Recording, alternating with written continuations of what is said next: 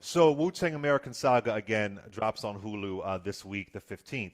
And if y'all haven't watched it, you can binge watch season one, season two, and get ready for season three and all that good stuff. But it really holds nothing back. It's not sanitized at all.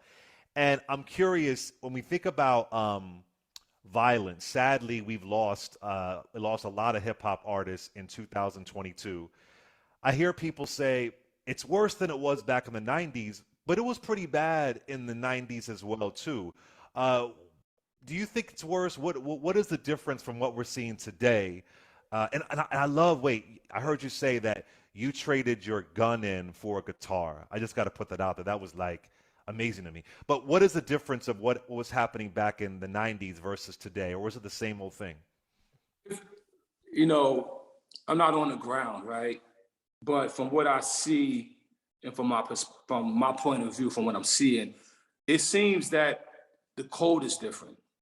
You know, Mm. in the '90s there was a certain honor. You know what I mean? Violence was always present in urban communities. Since the '70s, and some would say even the '60s. But definitely, where there's drugs, there's violence. Where there's young men not having guidance on what to do with that energy, there's violence. When there's less opportunities to put forth yourself and to feed your family, there's crime and violence. I watched a film the other day that gave me a good example. It was based on Louis the 11th in France, and the people were starving, whereas the army had money and the royal family had money, but the people were starving, and the people was willing to even revolt against the king and the army and join the Burgundies, right, to take over the city because they wanted the chance to, enjoy in the basics of life. So revolution and all that always happen when oppression is there. But the difference, I think, that we're having now is the glorification of it, right? So, it's different to pick up a stick and go out there and fight for your bread, but it's also different to pick up a stick and go out there and just fight for your fame, right? Or fight for your honor, or fight for just the, like, as they call it in the gangbang days, just to do a brain dead thing, like to go and shoot a dude over some sneakers, or to shoot a dude over a word, or over some type of territorial beef and those things. Those things to me don't merit or warrant the type of violence we're seeing in our young. And I think that it's a lot of misguidance. I would pray that, that at least with our show, you see young men going through violence. You see young men dealing with street crime and drugs, and then you see them coming together and finding a path out. And that path that they find their way out of, it leaves footprints for others to follow that path. You know, so our hip hop community now, maybe we don't have enough artists at the higher level that's, that's leading the path, right? If your number one artist is telling you that, yo, it's cool to pick up that stick, and you know what a stick is nowadays, right? So if they say you'll pick up that stick and and do this and do that, it's more like, yo, hold on, son. At the end of the day, there's a way to satisfy your economics, to satisfy your even your aggression, right? When I said I traded in a gun for a guitar, that doesn't mean that something about me got soft. It's just that every day you're gonna have an emotional movement inside your body, but how do you express that, right? So when we're young and you're in the hood, we express it. We may go outside, put your hoodie on, stuff the biscuit in the jacket and head out and look for something. You know what I mean? And the aggression is there. But music has been something that hip hop has helped. Even before me, it helped ease the gangs in the Bronx, in Manhattan, in Brooklyn, in Queens, and then Staten Island. It's like instead of going out there fighting and shooting and killing one another, we started battling, DJ battling, breakdance battling, graffiti battling, MC battling, right? Because the aggression was still there. So the breakdancer would be all up on your face, but he didn't put his hands on you. right? So he showed his skill, he showed his physicality. You know, when you think about, I could go on and on, but I just want to give you one last thing.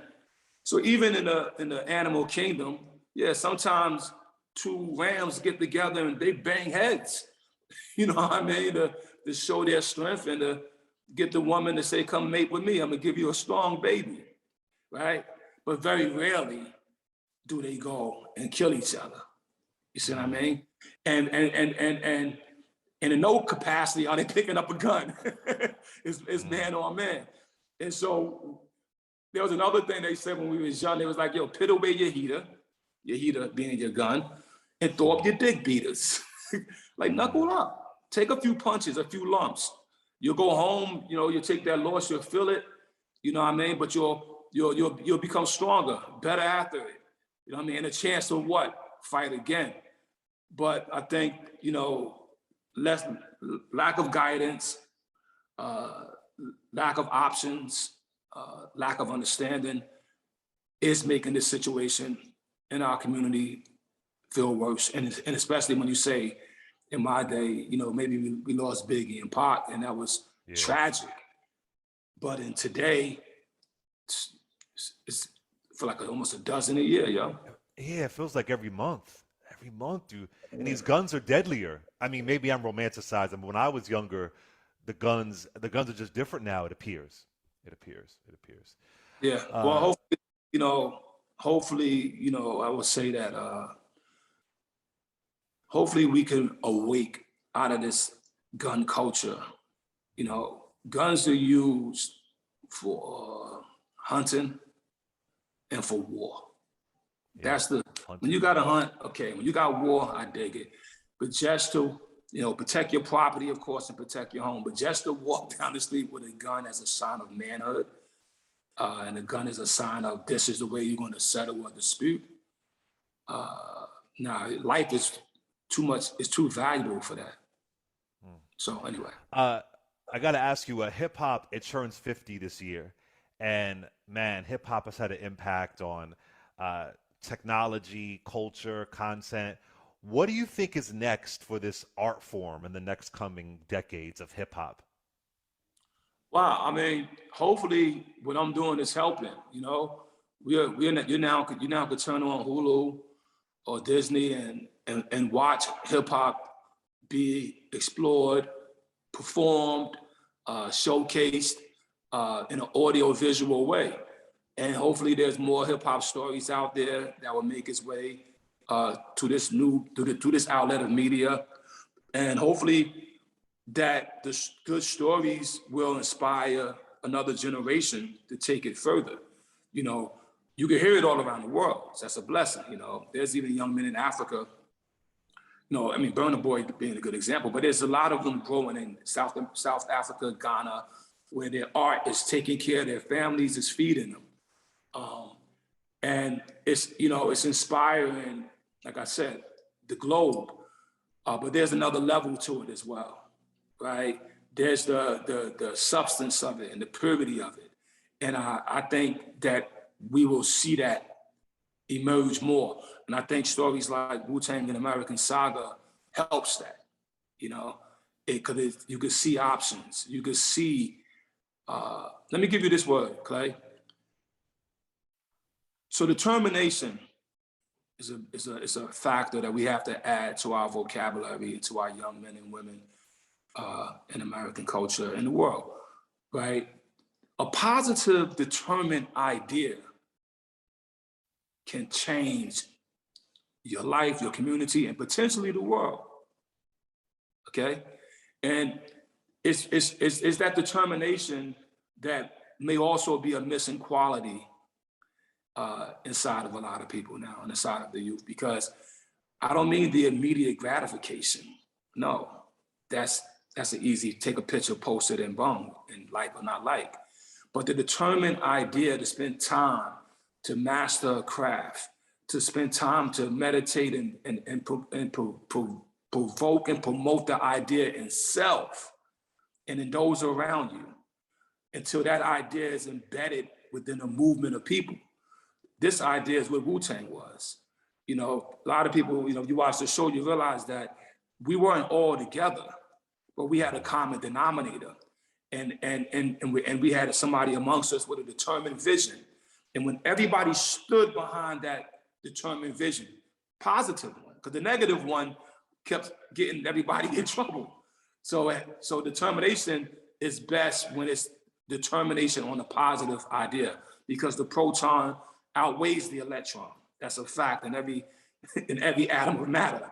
So if we take that positive energy with a determined idea, man, the sky's the limit. And I hope that this generation of young people pay attention to that determination. Well said. Just a few more random music questions. All right, so once upon a time, I used to DJ. I haven't done it since the pandemic, and it was all 80s and 90s R&B and hip hop. That's all I did. I had no other range outside of that. But one of my favorite songs to play was always Anything, the old school remix featuring Wu-Tang. But you weren't on it. I always wanted to ask you, why wasn't RZA on SWV's Anything old school remix? I've always been curious. Well, I thought that the guys who did it, I thought it was best for them, best for their voices, and best for their energy. I was better behind the boards at that time. All right, and then of course ODB. This is like pop R&B hip hop history. He's in Mariah Carey's Fantasy, and it's a big hit, and it was an unlikely pairing at the time. At least folks thought so. What was your reaction when ODB was in Mariah's Fantasy? Well, no, we was proud of him and are proud of him. There's a cool thing that happens this season in Wu-Tang and American Saga, where we actually talk about that particular song and a few other ventures. Now, I'll tell you, this season is so cool because a lot of your questions probably will be answered when it comes to Wu-Tang and the way the culture was moving at that period of time. But ODB was, one of the Wu members who actually desired to be on the radio. He desired to be that, and he was that. And once again, it goes back to that determination. He wanted to hear himself on the radio. Like the Judge would say in his lyrics, I'm not wetting things. The Judge doesn't care if it's on the radio. Right, right. His motivation. Right. No, absolutely. And it's funny, I get the sense that especially ODB didn't care about this. There was a time where there was this fear of being told that you're selling out. If you get too famous, you're selling out. And we saw a lot of black artists go through that, sadly, terribly. Prince got that heat. Whitney got that heat. It's so stupid. That doesn't happen too much now. But you personally, were you ever afraid of getting too famous? Were you ever afraid of, I don't want that crossover appeal? Never. I didn't like. I'm very comfortable with the way the world has accepted my art and accepted me as an artist. I had a lyric that says, I say 40 million records sold and still not commercial. You know what I mean?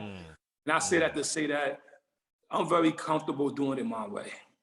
And if it goes and become number one, then that's a blessing. But I'm very comfortable doing it my way.